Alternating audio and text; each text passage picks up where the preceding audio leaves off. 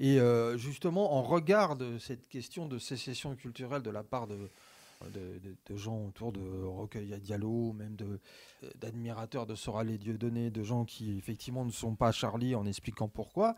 En miroir, il y a un entretien que vous avez réalisé avec quelqu'un qui a une certaine aura médiatique, et non des moindres, qui est Pierre Sautarel, le fondateur de F de Souche. Oui, malgré sa grande discrétion personnelle, il a quand même un fort retentissement, puisque F de Souche, depuis des années, est un site qui connaît un succès qui ne se dément jamais. Et donc, on est revenu sur son itinéraire personnel qui est beaucoup moins connu des internautes, parce qu'il a une histoire très intéressante au regard de ce qu'est devenu la France. Donc, c'est quelqu'un qui a à la fois vécu par idéologie, en tout cas parentale, puisque ses parents étaient, on va dire, des gauchistes qui voulaient lui faire vivre les joies du vivre ensemble multiculturel dans certaines banlieues un peu chaudes comme les Mureaux. Ils en sont revenus, hein, m'explique-t-il. Donc, il a à la fois vécu aux Mureaux, puis ensuite dans un internat UP. Et par rapport à l'idée de sécession culturelle qu'on évoquait ensemble à l'instant, il m'explique aussi qu'une grande part de sa socialisation s'est aussi jouée pendant ces années chez les ultras du PSG dans la tribune Boulogne. de Boulogne, voilà. Et il m'explique qu'il se sentait, lui et ses petits camarades, petits blancs de banlieue, ils se sentaient comme des Français à l'étranger, en fait, finalement, des expatriés qui ont besoin d'un sentiment de corps pour se retrouver. Et que c'est un petit peu l'esprit de clocher qui avait présidé aux premières années de création de F de Souche. Oui, qui au départ n'était pas une revue de presse, mais plutôt, on va dire, un blog très bien formulé, qui, on se rappelle en plus, la première iconographie, la première architecture visuelle F de Souche, c'était vraiment l'esprit de clocher, le côté, on va dire, un peu Jean-Pierre Pernaut, mais sauf qu'un Jean-Pierre Pernaut qui parle de problème, là, Ouais. qui ne parle pas du problème. Tour. Voilà, c'est pas le Jean-Pierre Pernaut qui nous parle du dernier centenier d'un petit village reculé de Provence, mais des problèmes réels.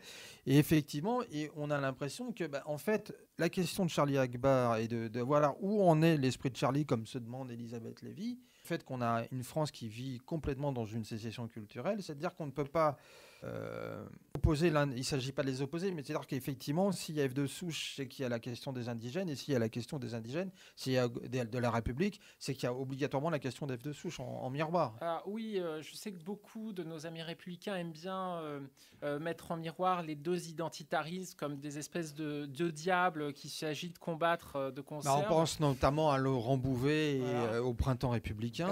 Alors, il s'agirait de nuancer un peu cette vision, puisque, y compris dans la bouche de Pierre Sautarel, lui explique ne pas être tout à fait identitaire au sens où on entend ce terme habituellement, et avoir évolué, par exemple, aujourd'hui, peut-être pour des questions de communication, notamment, il appellerait plus F Oui, de Souche, c'est le titre que vous avez. L'interview, il donnerait peut-être un autre nom, puisque c'est à la fois un formidable multiplicateur d'audimat et en même temps un boulet qui traîne. Oui. Et parce que la question, vous revenez sur une des questions qui a souvent été une question, y compris de personnes qui sont très militantes sur ces questions d'identité et d'immigration, mais qui sont très critiques à l'égard de F de Souche sur la question des commentaires. Oui, aussi. Alors, il faut dire que quand on gère un site internet, la question des commentaires, c'est quand même un boulet qu'on traîne, et j'en parle en connaissance de cause. C'est-à-dire que si vous voulez attaquer quelqu'un, en gros, notre public l'ignore peut-être, mais vous êtes responsable juridiquement des commentaires. C'est-à-dire que dès lors qu'on vous signale un commentaire litigieux, illégal, raciste ou autre, il faut le supprimer immédiatement. Vous êtes tenu de le supprimer. Et faute de quoi, votre négligence vous coûtera très cher juridiquement. Ce qui est arrivé, justement, par quelqu'un qui est souvent évoqué sur le site F de Souche, d'Aubourzala, Julien Beauquerque, le maire, Julien Sanchez, le maire de Beauquerque, pardon, qui a eu des problèmes sur sa page Facebook, donc, et qui, des gens s'étaient permis des commentaires.